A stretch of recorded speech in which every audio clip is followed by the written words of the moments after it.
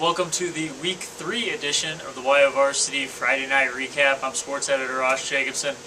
Week 3, probably the best week of the season yet. So many marquee matchups throughout the state and throughout all the classifications. So let's get right down to it. 4A, you had two really good matchups in Cheyenne East for Sheridan and Gillette versus Natrona.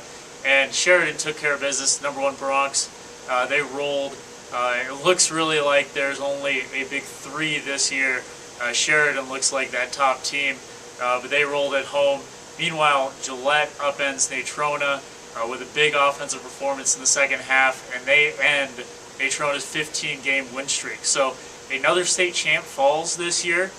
I believe now Cody and Guernsey are the only defending state champions that don't have a loss on the season. So big win for Gillette. Week 5, we see Sheridan and Gillette. That'll be the game to watch. It's probably going to be your number 1, number 2, unless some surprise happens and Sheridan and Gillette fall in Week 4, but I don't really foresee that happening.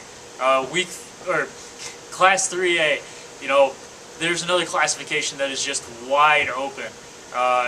Couple big results.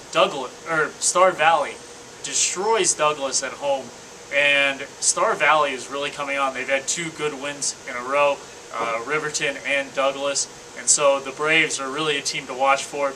Speaking of Riverton, they edge Powell 29-27, and they get a nice bounce back win. Really, you've got teams like Cody, Torrington, Riverton, even Powell and Star Valley. Any of those teams could be considered in the top 5, in the top 3, and really state title contenders, Jackson included in there as well. I mean, you've got a lot of parity in Class 3A, and we'll see where it goes. Class 2A, big result. Glen Rock takes down Bighorn. Some people are calling it upset. I'm not going to call it that. The Herders are really good. Their only loss was to 3A Torrington, I believe, on the year, and they took down a Bighorn team that was without starting quarterback Colin Powers. So look out for the Herders. They can make some noise in 2A.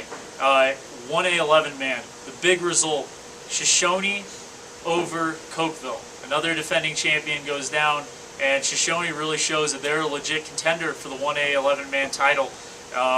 That's another classification along with 3A that is just totally wide open.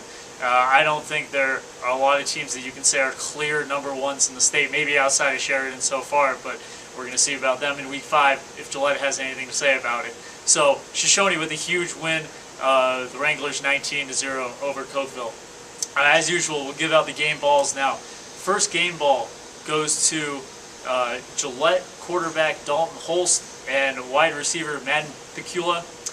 Picula had an unofficial state record of 257 receiving yards tonight against Natrona, and I think he had 10 receptions go for more than 10 yards. Holst had an interception on defense, threw 3 touchdowns, and threw for more than 420 yards. So if you're looking at 2 guys who really took it to the Natrona defense, they're probably the 2 to mention first. So first game ball goes to Picula and Holst from Gillette. Second game ball goes to the entire Shoshone defense.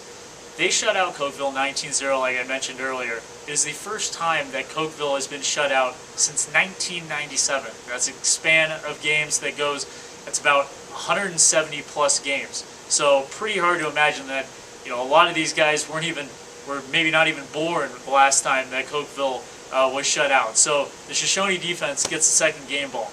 And the third game ball goes to Neil Jones of Farson in 6-man.